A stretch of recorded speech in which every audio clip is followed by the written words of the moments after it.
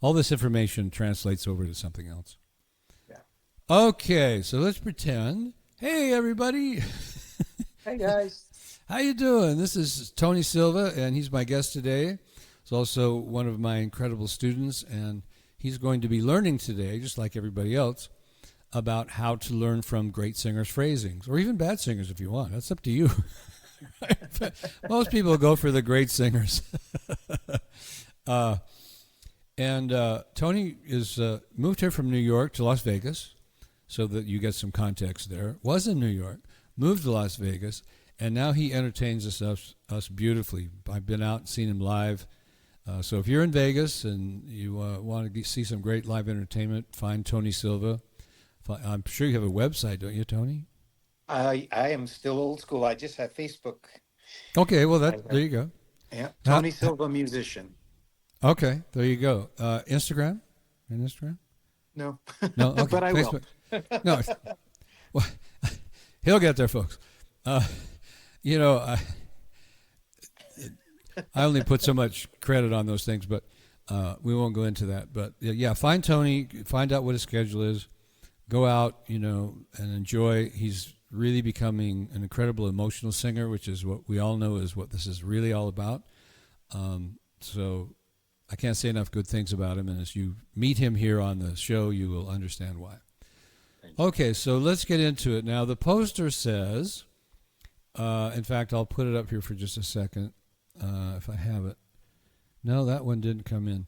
Anyway, it says, great singers are not perfect. And I did that just to get your attention, cause a little, a little buzz. But what we're really here is to find out why I said that about great singers. And the reason I said that is, and what you're going to learn here is that I said that because they're actually better than that. Because they're not perfectly on pitch, because they're not perfectly on rhythm, is why we love them. And I'll demonstrate that if they were perfectly on pitch, if they were perfectly on rhythm, like many people will tell you need to be as a singer, we wouldn't like them. And I'll make that very clear. So we're going to do what's called a little bit of myth busting here. I'm going to show you a program that recording engineers use for editing. But we're not going to use it for that reason. We're going to use it to learn. And it's called Melodyne. It's going to be up here in just a moment because this is live. Takes a second. Here we go. And I'm going to put that up on the screen for you guys. And there is a video image of Michael Bublé's voice. Well, what are these things? Well, they're what's the term? People enjoy calling them blobs. Right? So we have a blob here, and a blob here, and a blob here. And these blobs, as you will hear, represent him singing. And what we're going to do is we're going to evaluate using this software just exactly what Michael is doing when he does this one particular riff. I'm going to play it for you. Here you go. A good. Did you hear that okay, Tony? I hear it perfectly. All right. Excellent. All right, so if we just listen to that as is, and you're going to go, wait a minute, where's the music, Brad? that was weird. Where's the band? Well, I used what's called a stem splitter. It's one of the new inventions of AI, and I highly recommend it. When you want to evaluate a singer, you buy the file, you put it in any stem splitter, which there's many of. I use personally Lal. I'm not getting paid for that, but you do use Lallal. No, excuse me, Lall. Sounds like Lal.ai,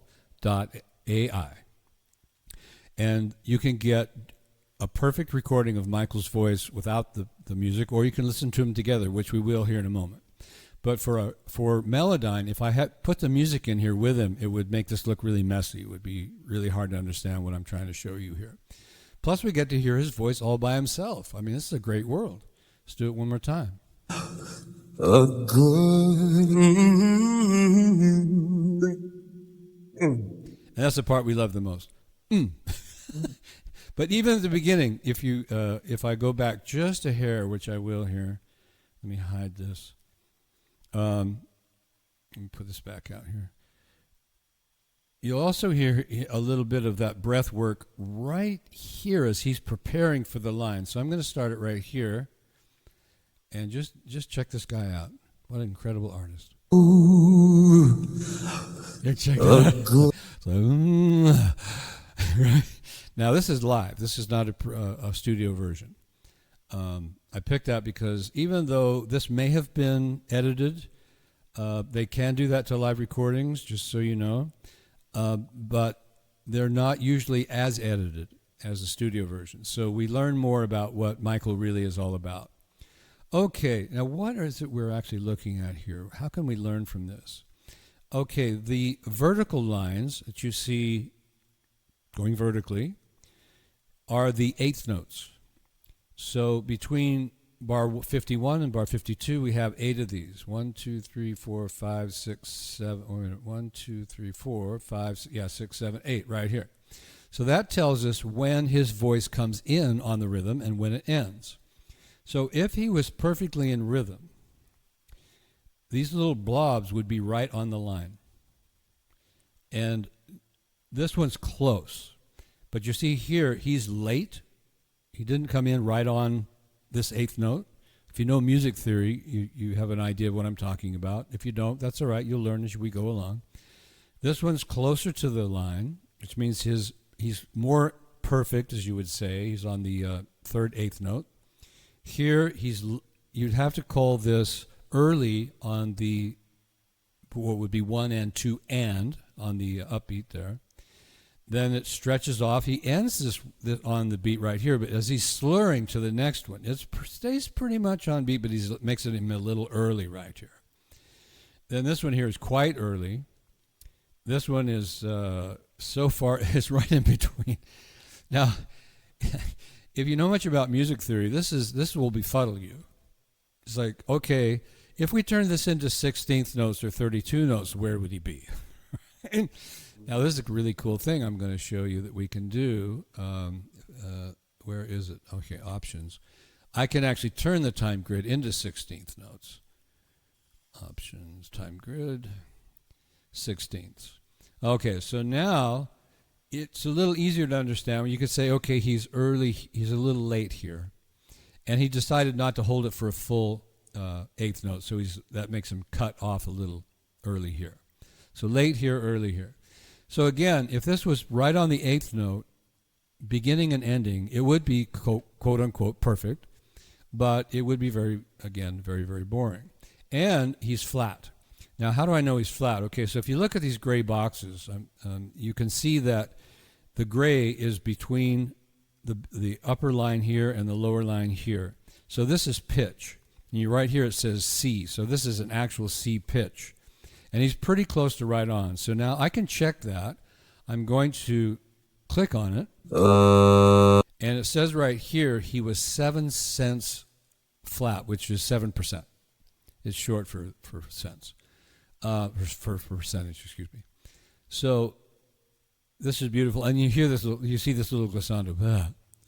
Like all this stuff is going on here. This makes him interesting, not the other way around. So here he's almost exactly on pitch. You can see here minus 4 cents. Here he's a little flatter. And these vibrato lines are a little erratic. According to classical music, this is too erratic. They believe it should be perfectly in time and all that stuff. And those are great goals. I'm not putting classical music down by any means. But I am stating that this is different.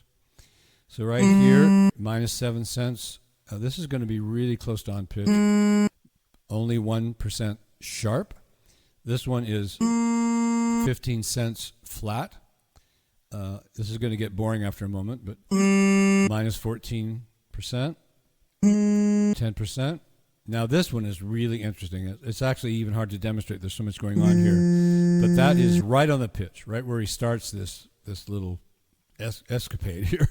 And then this one is 26% flat. So if you were trying to say he was going from F to G flat, then this makes this note quite flat. And sometimes Melodyne, it's a little hard to say for sure without much more study as to whether actually Michael was trying to go to G flat or not.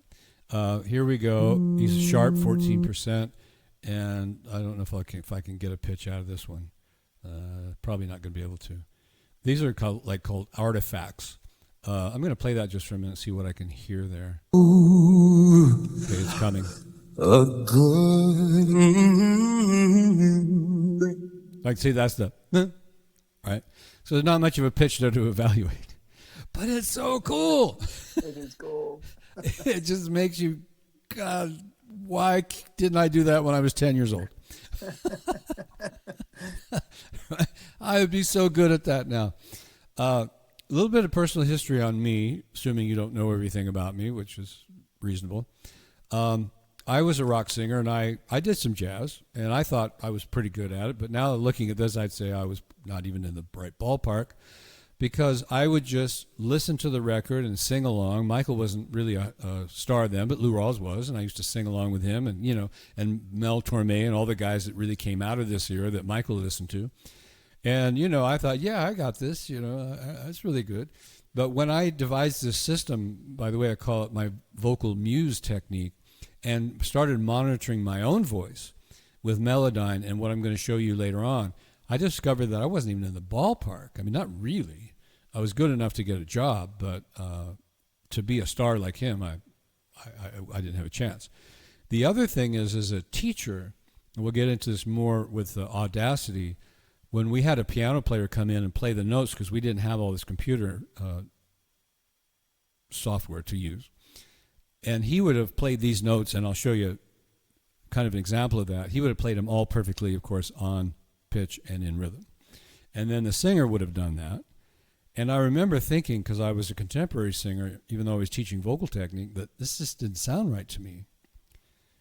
I didn't know why. So Tony, if you were studying with me now and I had a pianist come in and play for you, right, you would be learning this riff exactly as written. And then I would have just been shaking my head. I don't know what to do. That's all we had available.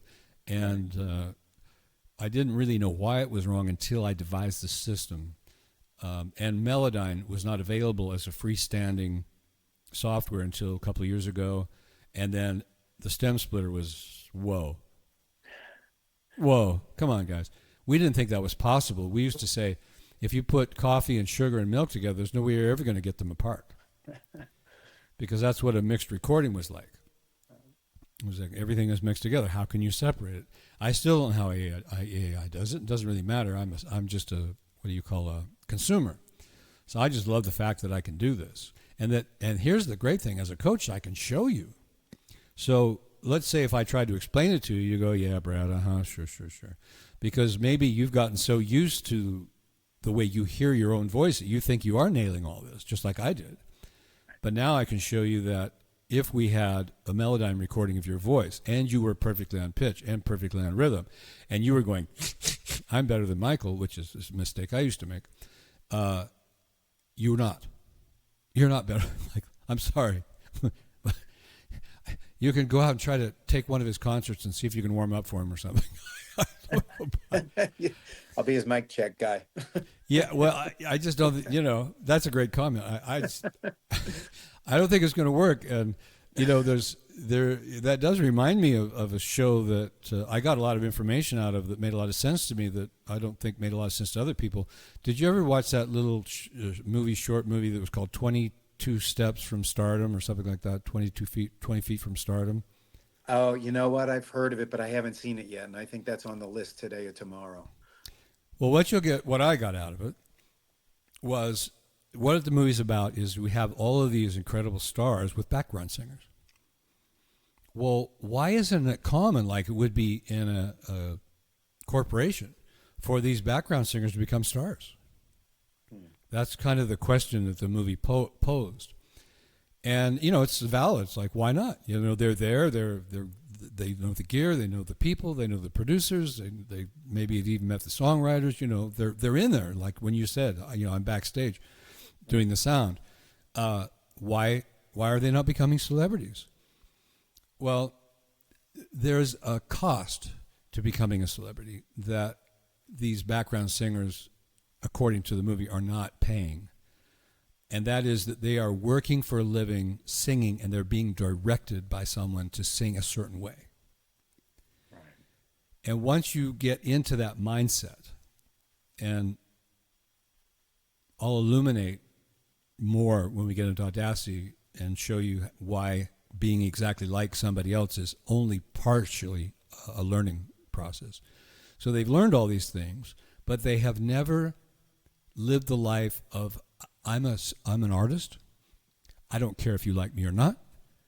This is my song. I've recorded it. I hope you enjoy it. But if you don't, I'm moving on. That's what these people have been through. Hence the starving artist. Now, I don't know if you have to starve, but you know, when you're a waiter and stuff like that, people kind of think, yeah, you're starving. And I worked with artists that became very famous, and even one of them had a record contract. Because the way they signed the record contract, they didn't take any money up front, but they did have the record company, CBS, I think it was, pay me for their voice lessons. It was the Bengals. And I was seeing 3 girls of the band every day for an hour. So that was a lot of money going out there. But one day, and I'm just going to take it at face value, Debbie calls me up and says, I can't make it. I don't have any gas money. Okay. That's to her, that's the way she had to live at that point. But she became a major star because she took that risk. The band actually signed one of the smarter contracts I've ever heard of. They said to the record label, we don't want any money up front to live on or to go play with, or to feel rich, but we want a higher percentage if it sells. And it's damn thing sold 3 million copies. So Brilliant. Plus of course, who knows how many extra. And sometimes if you don't follow the albums, they've gone 4 times. You don't even know. So I'm not recommending anything at all to anybody. I'm just saying that's a footnote. If you're absolutely dedicated to be an artist, you have to put yourself in the position where you do it your way no matter what. And Tony makes his living singing other people's songs, and I think that's fantastic. I did that for many years, and that's a great way to live. I had a blast. And I did like weddings and stuff like that, not as a solo artist, but with bands, and we had a great time. And right. I can't tell you why coaching took over my life. That was a big shock when I started coaching, because Seth Riggs wanted me to coach in order to learn how to sing better. And I started getting these people coming in, and I started helping them with what I knew from what Seth taught me. And I was still booking gigs, and the next thing you knew, I wasn't motivated to book as many gigs, and I was more motivated to teach students. The next thing I knew, I was just a full-time doing this, and I've never stopped. 48 years, I think it's been. 1979. So anyway, we all take we all take our pathways, and we should all be proud of whatever it is that we've done with our lives, because it all takes skill, it all takes balls. Sorry to say that for the girls, but I know you guys are used to hearing us crazy men talk that way. So we'll move on from this, because I think we've made our point. He's not perfectly on time. He's not perfectly in rhythm. And that's why we love him. It's not a put down. It's not, oh, he's perfectly off. I know that I'm certain there's people who would say, you know what, I saw that, and Brad's right. He's perfect. He's not perfectly on pitch, and he's not perfectly in rhythm. I don't like him anymore.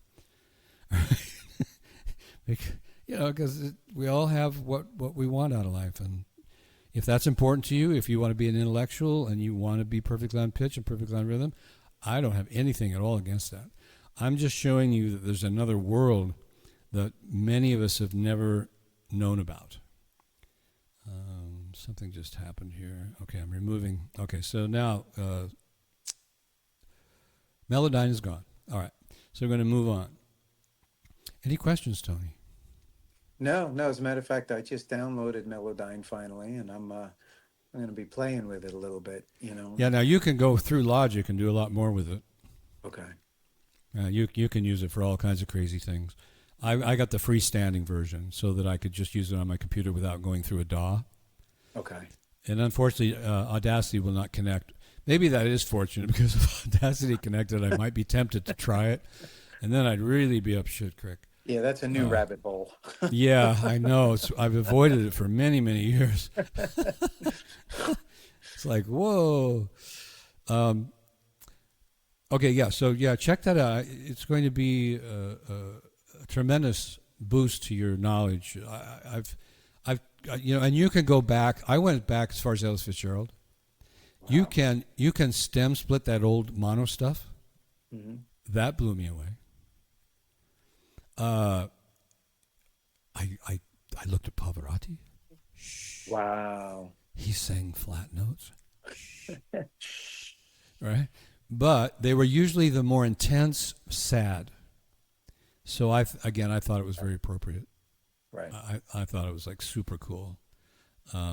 But again, if you're after perfection, there is a woman, and I'm not going to play it here for you. But if you love that kind of music, I will totally support her and tell you that Katherine Jenkins is really, really good with pitch and rhythm, and her tone and her ability to go from what singers like to call the chest voice to the head voice is beautifully smooth, as if it didn't exist, which of course we eventually learned that it doesn't. But you can check her out, and I have seen her on Melodyne. It's pretty amazing. I did a podcast where I actually presented it to some record producers, some mixers and stuff, and they were like dropping their jaws. They're like, 0%? Really? I mean, they were just shocked. They were, and it was a live recording. So, well, there's a lot to be said for bringing in, even on a piano, on a guitar, whatever. When you hit that one, you're still staying in the scale, you're still staying in key, but you're hitting that one note that just brings in a little bit of dissonance and gives you that emotion. yeah. That little bit of dissonance, I think, is really necessary to feel what someone's portraying. Yeah, because we're so complicated. We're just really complex creatures. And emotion is part of that complexity. And you were telling me about that keyboard where you can really play the guitar stuff on, right? Yeah. Yeah, and okay. Oh yeah. So and I got like fiddle with that. It's amazing. No, keyboard players have been looking for that for years. I know that they used to complain to us singers that, well, you guys sing between the cracks. Yeah, okay, I get that. Yeah.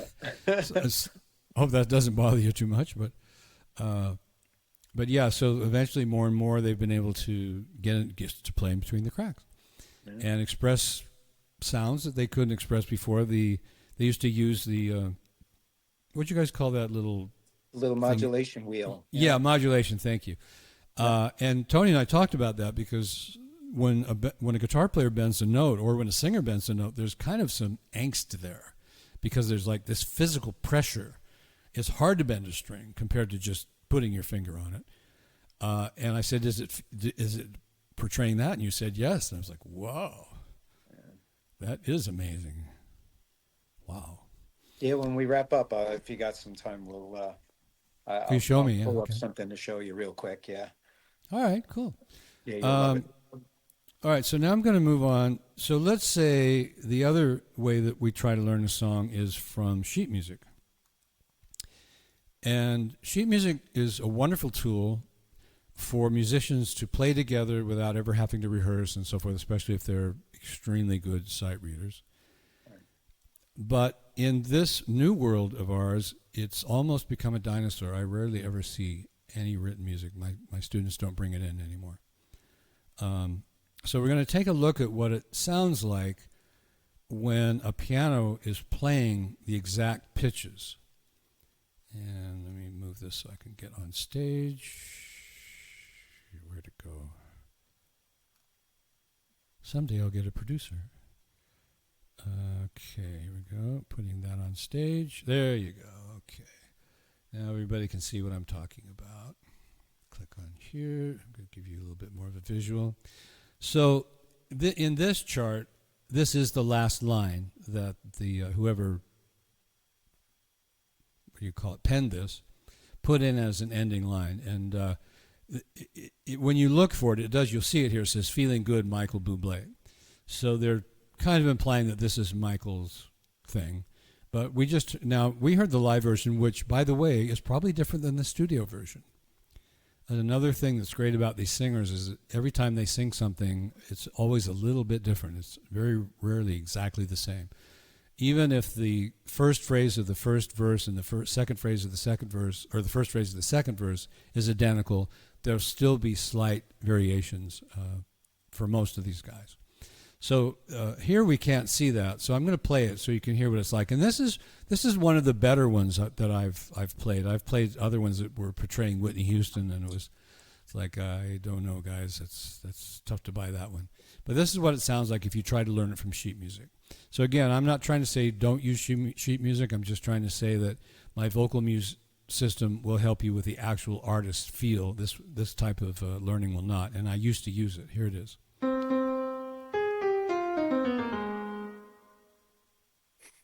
Right, and that's not bad there.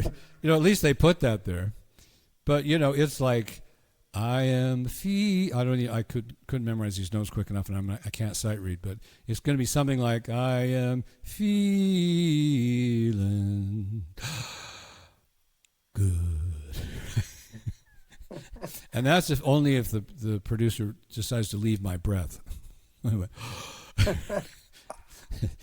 They could take that out, and then it would just be like this piano blank state. So this is the issue with sheet music. It has a terrific place in our lives. I'm not saying don't use it, but I am saying that if you want to learn to sing like Michael Bublé, this will not facilitate what you're looking for.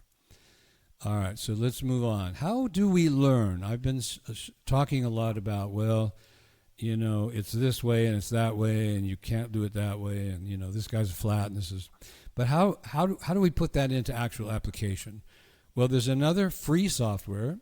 Melodyne is not, but Audacity is, where we will actually put Michael and learn from him. Sorry, I'm just looking at. You see my eyes jetting around this because I've got a big screen here and I'm looking at it. I'm actually watching football. No. Nice. While you're searching, I just want to let you know as well. Oh, thank you. When I just downloaded the Melodyne, it's on sale for $25 as opposed to $99. What? Yeah, it's on sale right now until $25? $25. I just grabbed it for. Oh, I'll check that. Well, I don't know that it would be any better than what I've got, but if it's an upgrade and I get it for $25, I'll do it. Even though I don't. It's Melodyne 5. 5? Yeah. I'd have to. Here, let me look and see what I've got. Because this should tell me if I look here about Melodyne. And I think if you want to. Oh, I've got it. Yeah. Oh, you do. I've got it. Good. Yeah. Okay. I know. I did see that they had like their $600 version for $200. Oh, I didn't see that.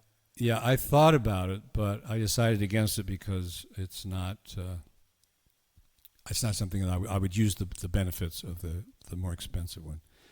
Okay, so back to share screen. Where am I, guys? Okay, here we go.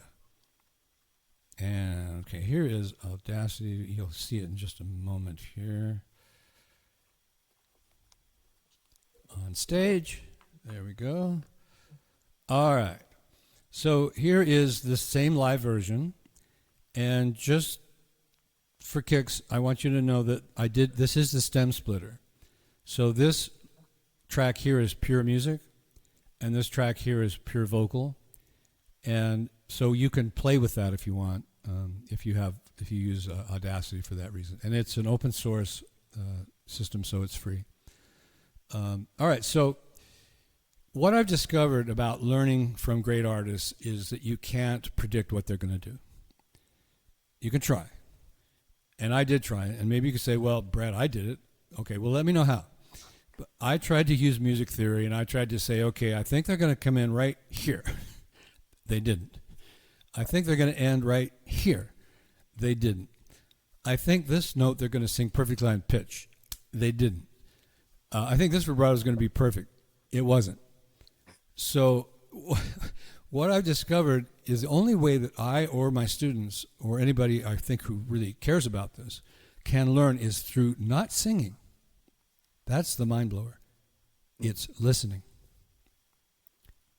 And I know musicians, great musicians that say the same thing. You know what, Brad, you're right. When we want to learn a guitar solo or a particular something that's going on in the music, we've got to listen first.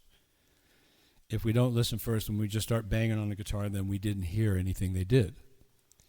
And I have a demonstration video at the end that I'll make that particularly obvious. All right, so I've done what's called highlighting this area right here. And let me show you how it's done.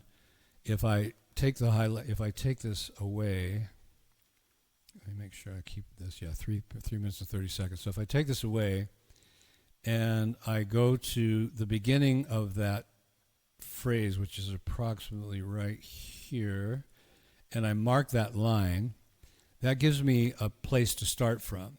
Now, if I play it to find out where the end of the phrase is, this happens. Oh my God, it's too loud, sorry. Whoa, turn that down. Okay. All right, so here it is.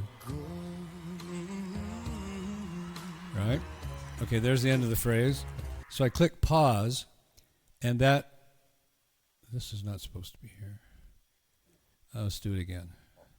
For me, I'm feeling so good. All right, there we go. Okay, so I've established these two spots here. Now I can highlight. And you have to make sure you highlight both tracks. Now I've got something that I can play over and over again and just listen.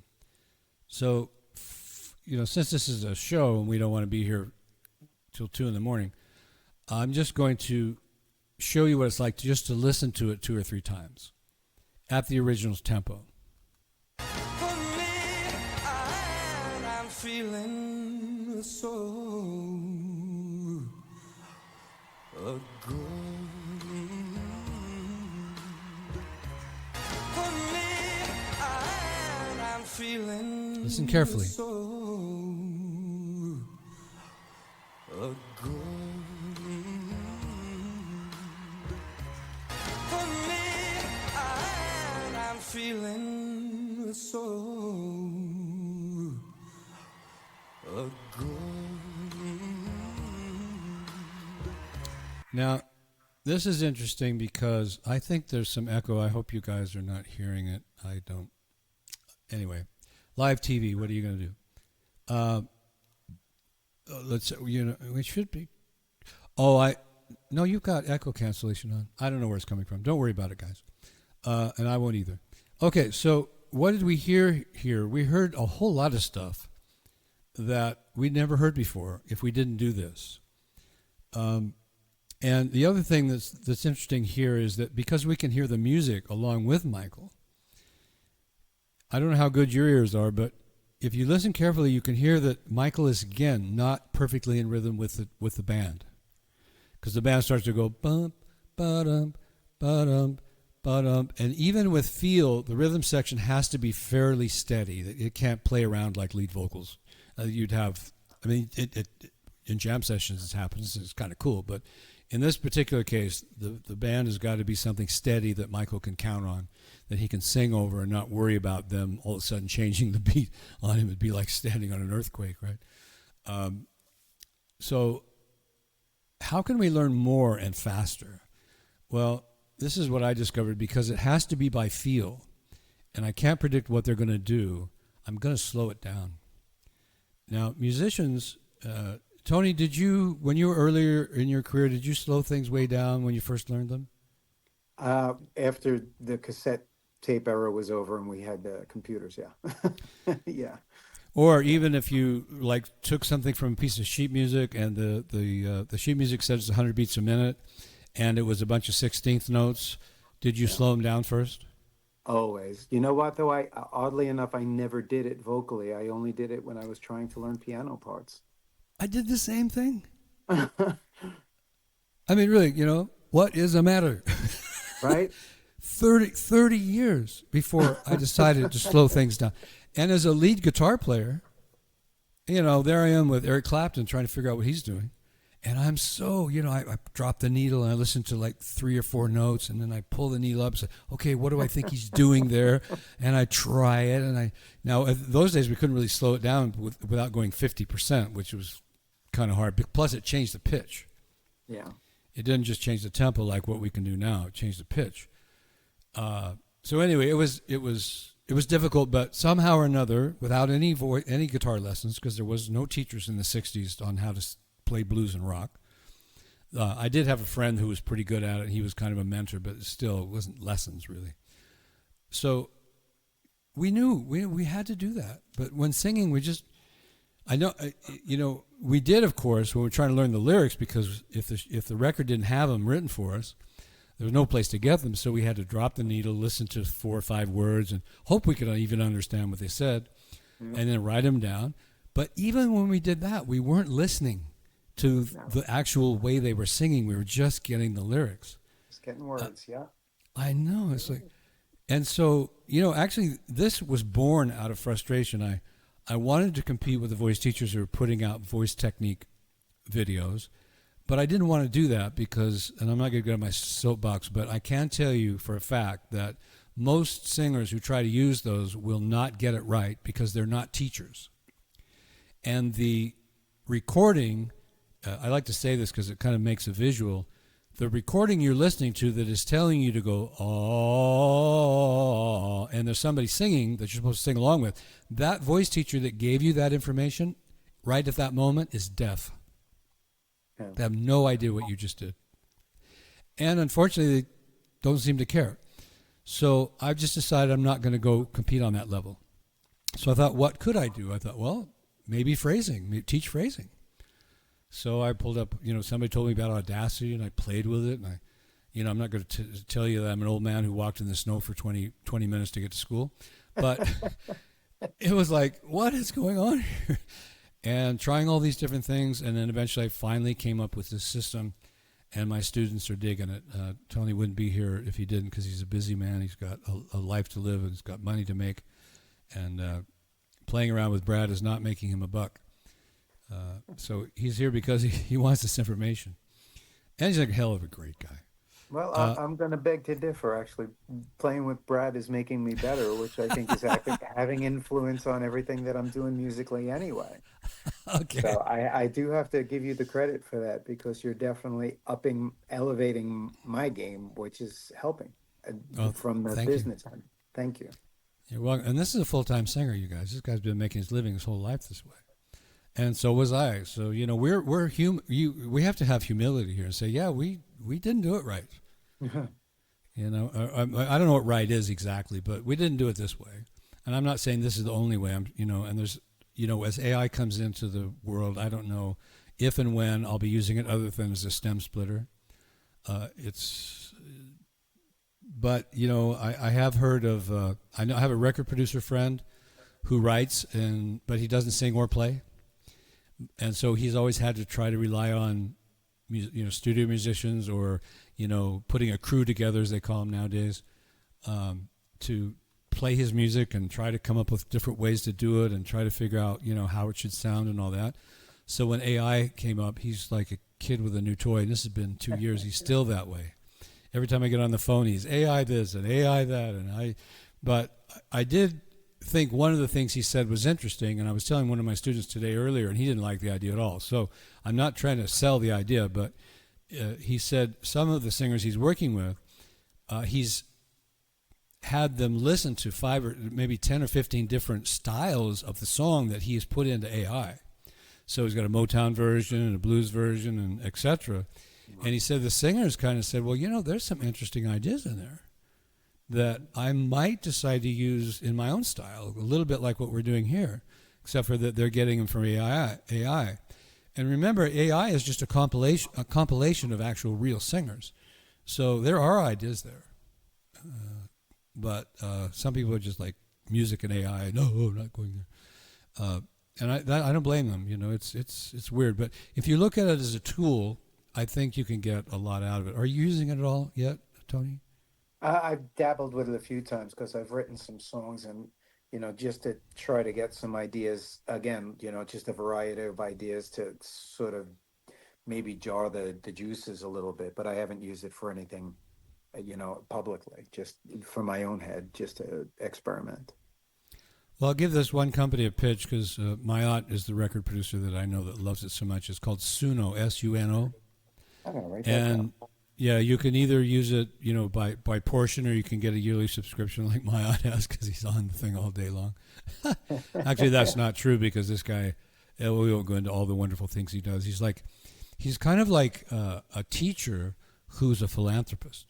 So he goes to all of these seminars and workshops in the recording industry and meets all these incredible recording people and gets information from them, and then he goes out and gives it away for free to That's people. great.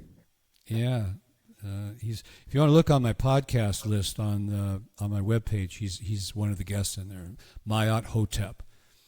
It looks like Matt, Maat Hotep, but it's pronounced Mayat Hotep. Okay, so back to Audacity here and what we're trying to learn. So what we do is smart here. Is now I've decided I want to slow it down 25%. Now there are some things like if there's a really fast riff of a singer, I'm going to show you an example of Ed Sheeran who did a really fast lick, which surprised me he did it. But let's say my old student Anita Baker or Whitney Houston or some of those girls that like to do all the riffing, some of the guys that do it, then you have to slow it down 50, 60, 70% sometimes to even hear what notes they're singing, because they'll take a quarter note, turn it into a bunch of 16th notes. I mean, not exactly, of course, as we've spoken, but sometimes you hear it at the original tempo. If you're not listening carefully, you think it's only one or maybe two notes.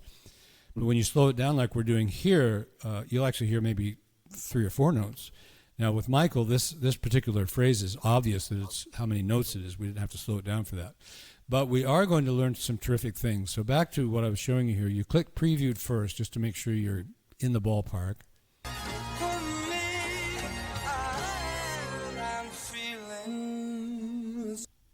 And another point of interest is when you slow down or change keys of a song, use high quality stretching. Always click that on.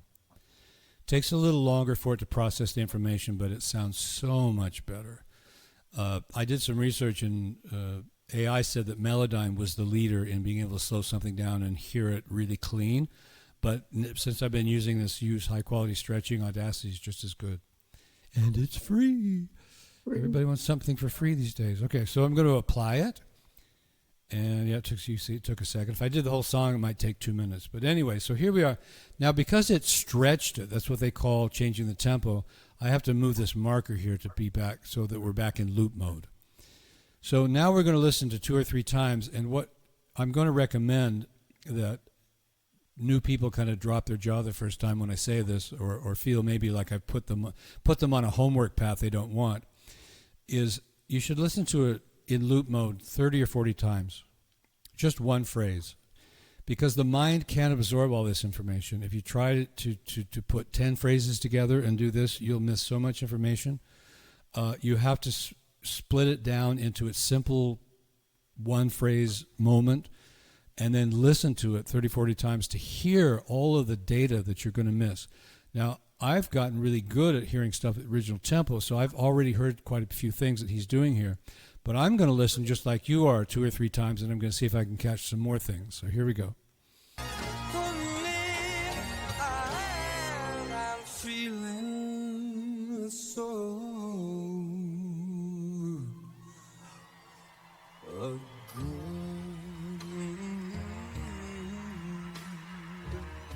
So good.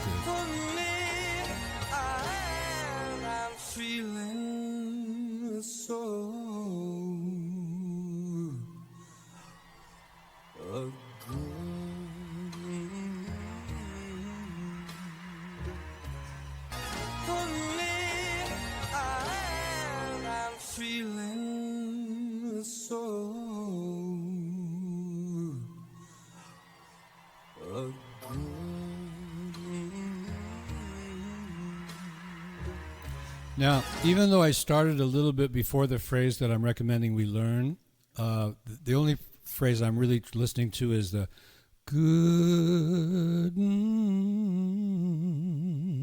and or Tony and I's favorite part. Which, I don't know if I'd have caught that. Just listening to the record for fun, I don't think I would have heard that. So those are things. Right by.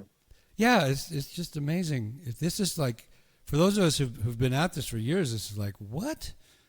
How could I have missed all this stuff? But this part here that I'm playing, you can try to learn that if you want, but I'm not really listening to that. But it is kind of cool. Right at the end of this first phrase, just before he goes into the word good, there's a kind of emotional thing he does again where he's like, good. And that's when all the girls start throwing their bras and everything. Because it's real. I mean, the guy's feeling something. In my experience, this is no act. He's not acting like anybody. He's Michael Bublé. He's doing what he feels, and he loves his music, and he loves his emotions, and you're just getting it. And when we slow it down like this, we can hear the details. So I heard, like I said, the good, and then just before the there's that, and then you hear the vibrato coming in various places. So what we're going to talk about, the next step of learning besides the listening, is singing. And if you can't sing this stuff, a good vocal teacher who's private, one-on-one for technique is a good thing to have. I'm not telling you not just to work with me on technique or anybody else, but only do it one-on-one. Do not use a video program. If somebody wants to sue me for saying that, please, let's get it out in the open, right? Because there's bad stuff happening. Anyway, and then also, like we said, we heard at the end of good. And if we were watching the video, who knows what that looked like? I'll bet that was really wild. Watching this guy just, oh, what a great artist. And he'll tell you, this is an assumption. I can put that right out there. I would imagine if he's ever been interviewed, how did you get what you have in singing? He would say, I listened to X artists. Now, whether he ever slowed him down like this, I don't know. But he got his feel and his style from other artists. Now, sometimes you'll find somebody who says, well, that's cheating. That's not the artistic way. Well, I challenge you to write something with absolutely no music in your head whatsoever. You've never heard Mary Had a Little Lamb. You've never heard Twinkle, Twinkle, Little Star. You've never heard Michael Bublé. You've never heard anybody, and yet you can come up with this really cool stuff. I will challenge you. So the long-term goal here is to sing along with him and become what's called a unison in music, where you have listened to this enough times, and I haven't, I'll admit that you can sing along with him so that you can no longer hear you or him. It becomes a third voice. It's called a unison. Whenever two people sing together in a choir, whatever, that's one of their goals, is to create a perfect unison. So that everybody gets the lyrics and the words and everything in a nice, clean package. This kind of music does not lean itself to that or lend itself to that, but it does as a teacher. Michael Bublé is your voice teacher right now. I like to say that. Makes me feel good. Okay. I'm not your voice teacher right now. I'm just your facilitator. So let's listen one more time at this really slow speed.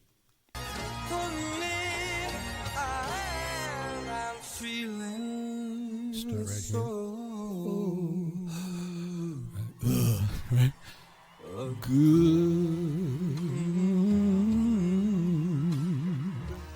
Okay. Now, unisons can be a tricky thing because they can trick you. You can think you're in unison and you're not. And if you don't have somebody there to listen to you, trying to be in unison to give you that information, then there is a really cool value that Audacity has. It's called multitrack. And what we're going to do is I'm going to be the student. I'm going to record myself along with Michael here. And I'm going to miss a lot of notes, but that's okay. I'm going to learn by missing notes. So here we go, folks. It's going to be a ride. I'm feeling so good.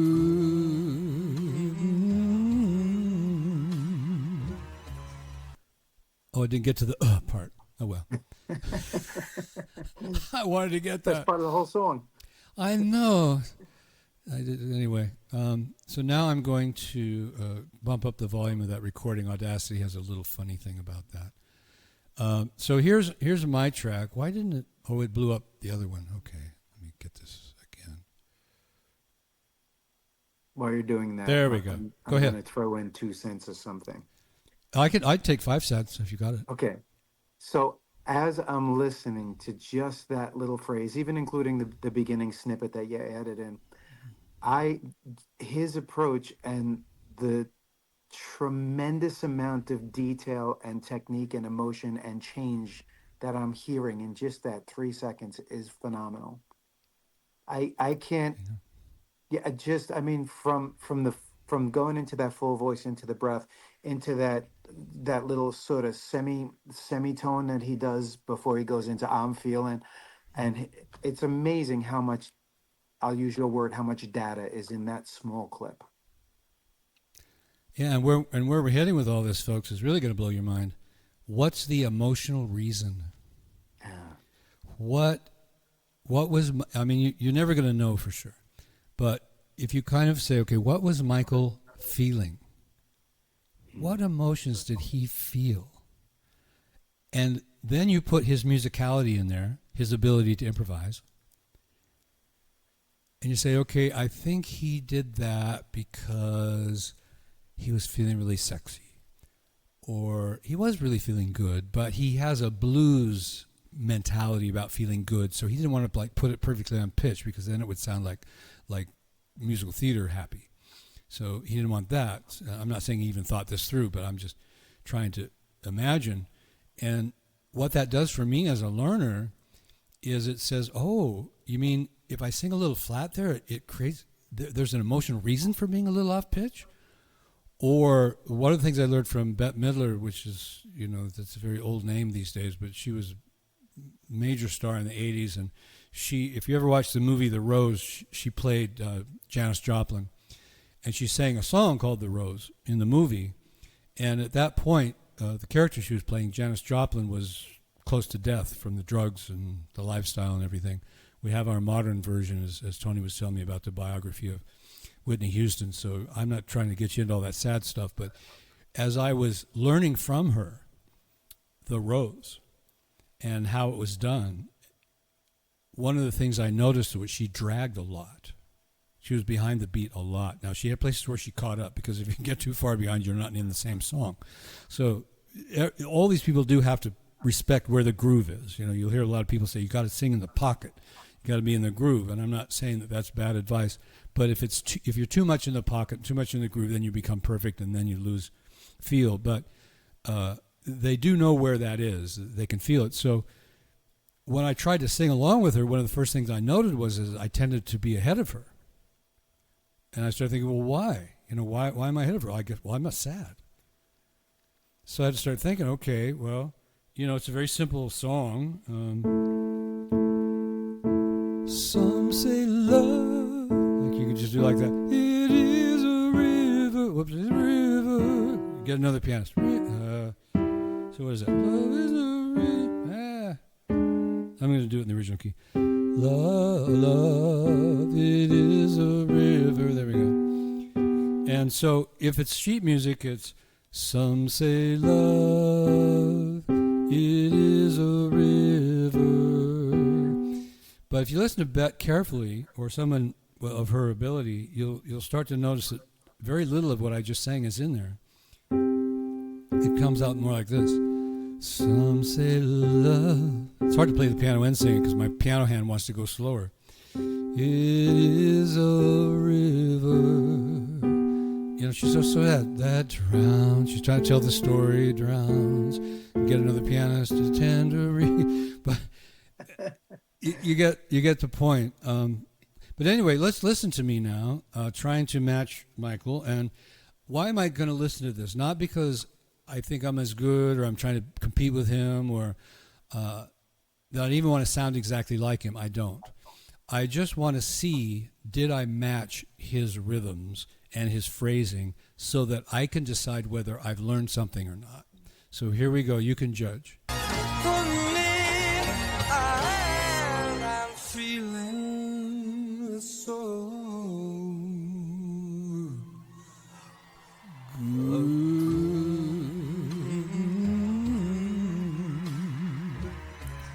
Okay, so now that I've heard that, yeah, wasn't too bad considering.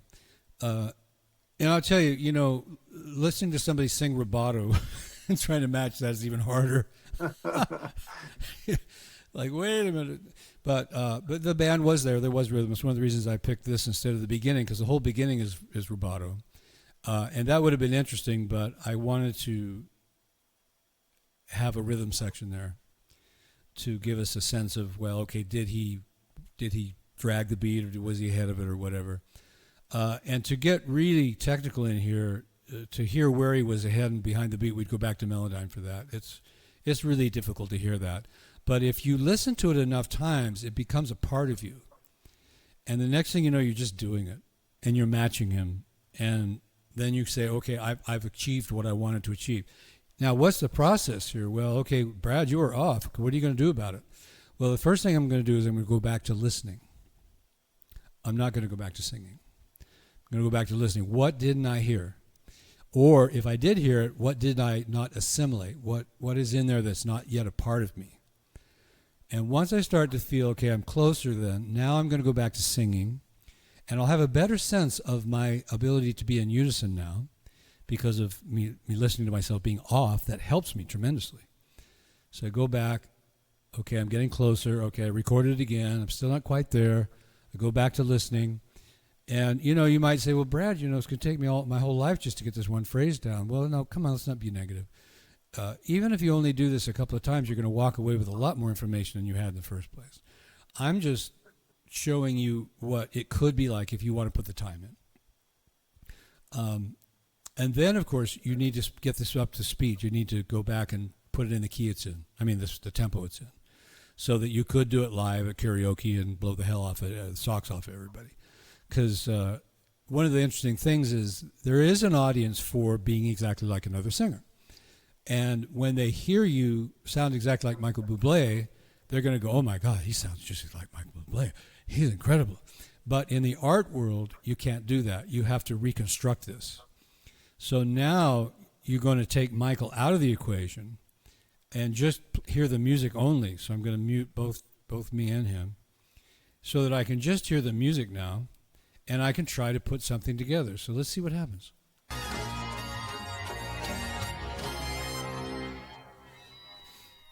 Good,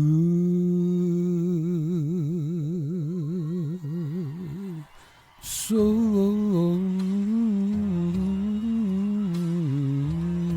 good. And now we're looping already. But I would take the loop out at that point. But you see what I did? I took my musical knowledge and I tried something. Now, if I recorded that, I might go back, well, I don't like that. Or I only like half of it. Or I like 90% of it, or whatever. That's an artist's decision. You check your improvisation and you see what you liked and what you didn't like until you come to a place that Michael got to in this song where he was pretty happy with what he knew he was going to do, and he's still improvising, but he's not doing exactly the same thing. And again, I would challenge you to hear after you've heard this, check his studio version. Go on YouTube, find a whole bunch of other versions where he's live, and see how many different ways he's done this part of the song. And it's going to be a surprise. It was to me anyway. So once you've done all that, then you can go on to another phrase. And if you want to put the whole song together so that you could go out and do a karaoke version of Michael Bublé, you can start from the first phrase. And my program that I'm going to talk about here that is on video where it'll take you through this entire step. 1, 2, 3, 4, 5. There's 30 videos. By the time you're through with it, you can sing the entire song exactly like whoever that artist was you picked. And the great thing about Audacity, I want to make this very clear, I didn't pick Michael Bublé because he's the only guy I can pick. And actually, Tony picked it. I always let the guests choose. Tony wanted this guy. He wanted to know about this kind of phrasing. He could have picked REM. He could have picked Pavarotti. He could have picked, I don't know, Sarah Brightman. I mean, you can pick anybody, right? Now, there's only one more thing I'm going to say about this thing that's cool about Audacity. Let's say that I'm a woman and I want to learn it. Well, this is not maybe the best key for me to be in to get this feel. I could sing it an octave above him and I could get it, but Why? I've got Audacity right here. Audacity can help me out. So again, I'm going to go back to re-highlighting this because I've lost it through all of my goofing off here. I say that with humility. I'm going to kill this track that I made. I'm going to keep it slow though. Okay, so now I go back to effect, and I realize this is probably going too fast for you to assimilate right at this moment, but you either can watch this video again on YouTube, or if you're on LinkedIn or FarPlay, you can also go there and you can try to follow this along, but I would still recommend my program. Even if you don't buy the program, just the material you'll learn about how it works and everything in the website will help you a lot with this. So now we go to call change pitch. Now Tony and I just briefly talked about how back in the day when we had to slow down the vinyl or the tape, it also changed the key. And only since digital has been available have we been able to separate the two. So I've changed the tempo, but I have not changed the key. So now I'm going to take Michael up. Now, knowing what I know about women's voices, and of course it depends on whether you're a contralto, alto, or soprano, but let's just say alto to be on the average. And Michael is, what was he was singing? That's an F. That basically that riff right in there. So for a woman's voice, probably you'd want to turn that F into at least middle C. So we're going to go 1, 2, 3, 4, 5, 6, 7 semitones up. Now that's going to make Michael sound funny. He's not going to like me for doing that to him. But, actually I'm going to go 6 because he's getting mad at me. You could tell. You're going to get a strongly written letter. I know. It's I don't think it's going to happen, but it's possible YouTube may stop me someday and say, you can't do this. But because I did a lot of research, but because I'm doing it for teaching and because I'm only doing very small sections at a time, it's highly unlikely that the writer or the artist or the producer is going to care. And it's a big compliment to them. And I'm pitching Michael right now. Michael should be getting fans out of this. All right, so now I preview.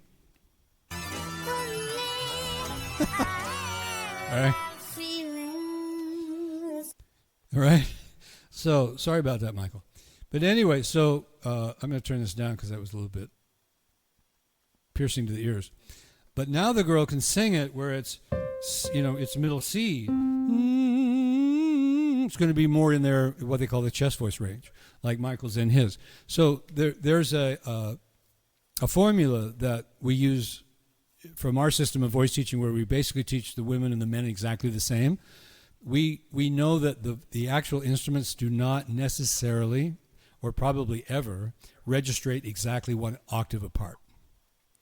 So an alto and a tenor can sing in a very similar key and have an entirely different effect on you. And they're singing the same notes. So where should I start a woman singing? Well, should I start her an A2? Probably not, unless she's a contralto and a very low one. So I'll start her on a G, which is very similar to a male. I might start her on a G, or if she's a soprano, maybe a B. But the rule of thumb is basically we're talking about a fourth to a fifth difference between male and female voices. So when you're just approximating what key you want to change something to from the male to the female, I went 6 semitones, which is so it would be F sharp to C. That's a tritone. So we're right in the ballpark, saying a fourth or a fifth or a tritone. All right, so the woman would do the same thing. She would listen. Oh, I left the vocal out. Sorry. Let's do that again. Had it muted. Here we go.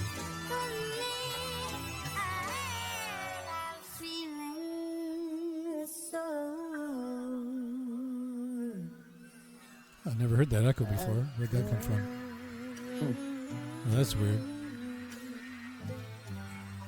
Anyway, folks, you get the point. We'll have to figure out these technical difficulties at another time. Now, to give you a example of a singer going through this process from just hearing it for the first time. This is a Michael Bublé song. I mean, not Michael Bublé, Ed Sheeran, hearing it for the first time, then trying to sing along like Tony and I were saying we used to do, and I know most of my students have done that or are still doing it, because it's fun. You know, there's nothing wrong with just putting the record on and having a good time. But it doesn't quite teach us what we really think we want to know. So this example shows the singer singing along with Ed Sheeran, just one phrase, because that's the way I teach it. And then you'll hear the singer after they have done the unison, and you'll hear what it sounds like to be in unison. Now, yeah, here we go. So iCloud Drive. You guys know computers. You always have to go searching for stuff. So I think the thing that I'm really finding that's going to be helpful with this is, you know, there are a lot of times I'll try to mimic or come close to the way an original singer sounds on their whichever version it is that I chose. Sure. But most of the time I'm finding I do prefer singing my way. You know, it's just my voice, my way, my phrasing, and still keeping the song true to what the song is. But the nice thing about this is I'm hearing an approach and I'm learning an approach that they're using when they're in it emotionally that I would have never considered before. And now I'm learning that, you know, that even if it's not the feeling that they had, I'm learning the expression that they had, which I think ends up contributing to me having a different feeling than I would have had anyway. So I think that's been my experience. Okay. Yeah, that's been my experience, and you'll learn things I've never thought of. That's the beauty of this. This is, do you understand? I'm going to say this. Some of you will understand. Some won't. Look it up. You know, ask AI. What is a basic principle? Well, a good basic principle is one that if you build a skyscraper on it, considering it's a foundation, that the 50th floor will not fall down to the ground. That you can keep stacking more and more. I mean, to some degree, you can keep stacking those floors, and it's going to hold. It's a good basic principle. Good mathematics is a good basic principle. Meaning is, when they use mathematics to put the Mars rover on Mars, they better be able to depend on that basic principle. Because if they miss something, and there's no principle in it to discover the fact they made a miss, then that, who knows where that Mars rover is going to end up. It's, you know, I mean, if they added where they should have subtracted, or, you know, whatever. And I'm sure they're having computers do a lot of that, about that. But where I'm heading with this is this concept is a basic principle. It is saying we need to listen. We didn't know that, but it's a basic principle. If we listen, we will learn. If we sing along, and you'll hear this poor guy on the recording, you'll say, well, the first time he sang that, he probably didn't learn much, because he couldn't hear the singer because he was singing. And especially if we're not matching the singer, particularly in that point, we're not learning much. So that's a basic principle. We need to listen. Then the basic principle of music and unison. What is the value of unison? Well, when you're working with somebody who's this incredible like Michael, not with directly, but the recording, because again, yeah, write him a letter and see what he says. Brad said that you've been working with me on that.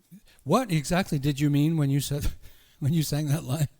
Yeah, one letter will never even get open. But so my point is that as you go through this journey, because you have a good basic principle of music and listening and learning, neural pattern creating and all that kind of stuff that I've learned over the years, that you will learn things I've never even thought of, and you'll create things I've never even dreamed of. Mm-hmm. And that's the beauty of being a human in art. And the other thing I can support about what you said is, technically speaking, most people sing better when they're not trying to imitate somebody. Right. Again, this phrasing thing is just a learning tool. So technically you may or may not be at your best when you're doing that. But after you remove Michael from the split and sing along with this band and start singing it your way, you're going to find, most likely, not guaranteed, but most likely your vocal technique is better. If you look at it from strictly a technical perspective, your tone was like what I told you about with the song you sing to your wife. you're just in there and you're feeling it, and your technique was better. It just was. I didn't have to say a word. It was just better. So there's a lot of values to what you said. Thank you for saying that. Okay, so here's this poor singer who started off very poorly, but after he worked the technique, worked the system, then he ended up being able to sound exactly like Ed Sheeran. Here you go. Hi, this is Brad Chapman, Radical Vocal Coach. I'm going to show you how Ed Sheeran is such a great, incredible star, etc. In other words, not only him, but you'll see why it adapts to any singer.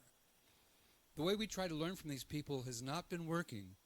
Didn't work for me, doesn't work for hardly any student I've had or anybody I've ever known. I think we lost So I'm going the to show you audio the way on we this. do it, and you'll see Yeah, why you it doesn't did. work. So, Then yeah. I'll show you the results. Tony can't hear this, but everybody else can. But he's heard it earlier. Hang on for a great ride. This is the part I was telling you that you would be able to hear.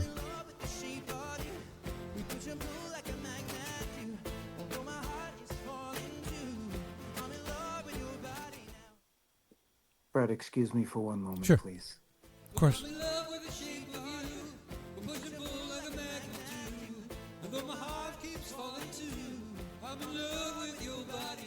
So read the text. Now you'll hear what the singer sounds like in unison with Ed.